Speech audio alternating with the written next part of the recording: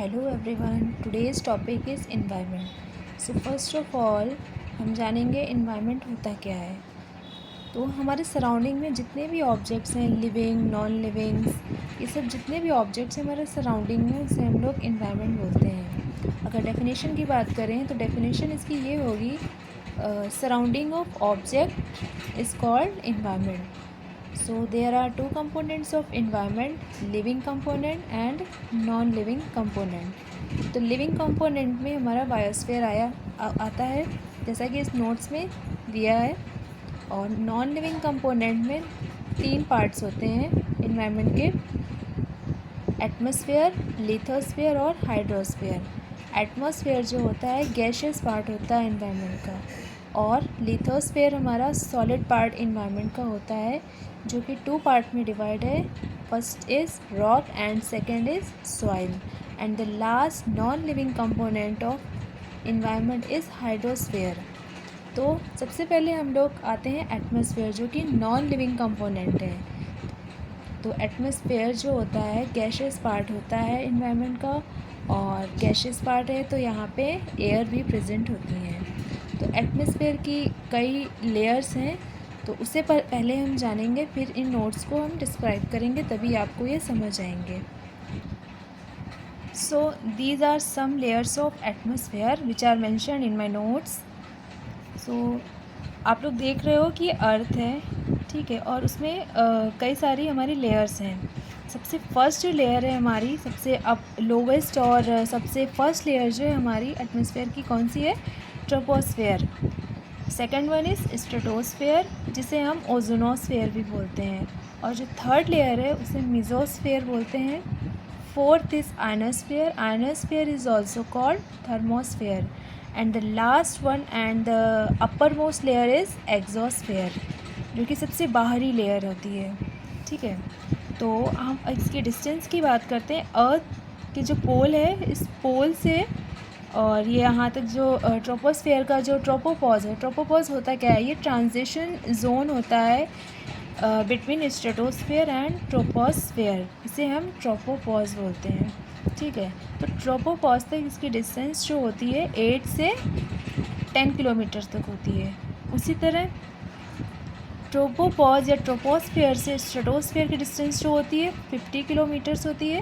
Mesosphere की जो distance होती है वो 100 किलोमीटर्स होती है, और आयनोस्फेयर या थर्मोस्फेयर की 500 किलोमीटर्स। अब आते हैं टेम्परेचर पे। तो ट्रोपोपॉज पे जो टेम्परेचर जो होता है 15 से 55 डिग्री सेल्सियस होता है।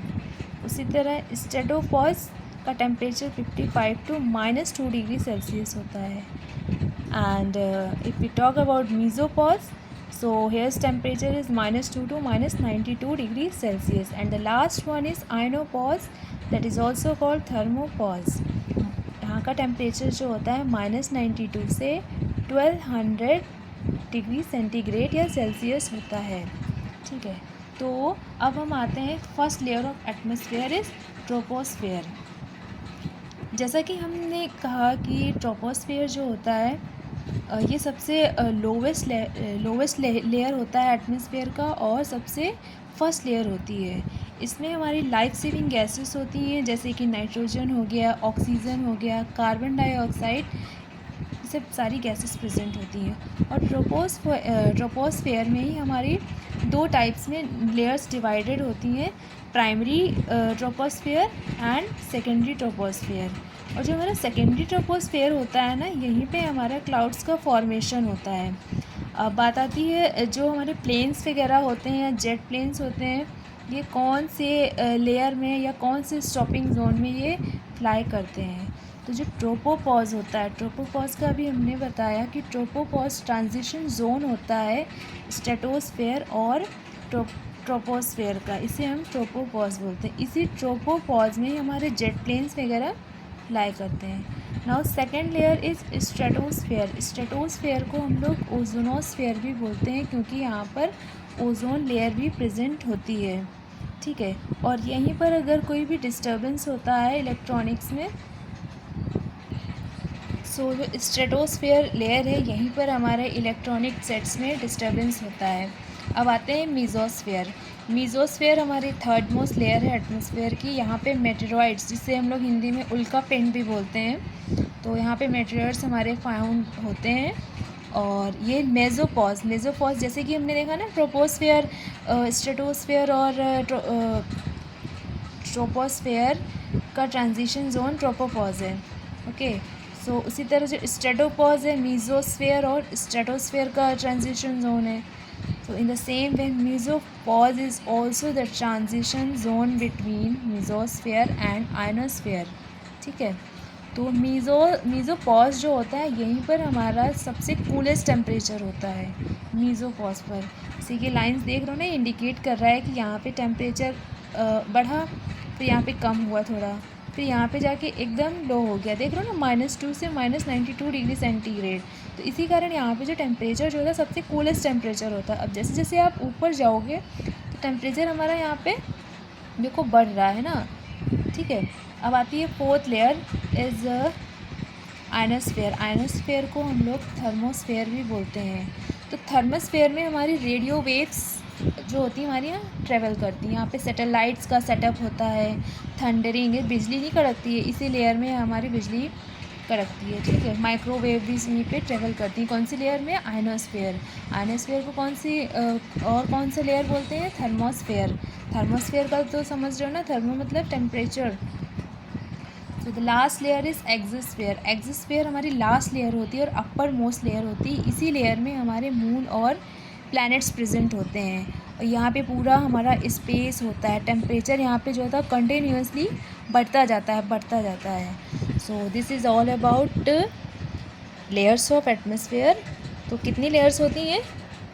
5 लेयर्स होती हैं, troposphere, stratosphere, mesosphere, ionosphere and exosphere. तो अब हम पिछले नोट्स में आते हैं, जो मैंने बताया था कि पहले आप पढ़ लो इनकी लेयर्स को, फिर उस नोट्स पे आना। सो मैं आपको उस नोट्स के बारे में बताती हूँ।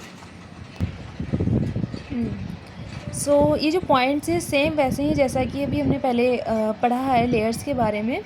तो जैसे कि पहले पढ़ा नहीं था, रेडियो वेव्स हमारी आयनोस्फेयर में ट्रैवल करती हैं, इसीलिए इसे क्या बोलते हैं? टेक्नोस्फेयर भी बोलते हैं।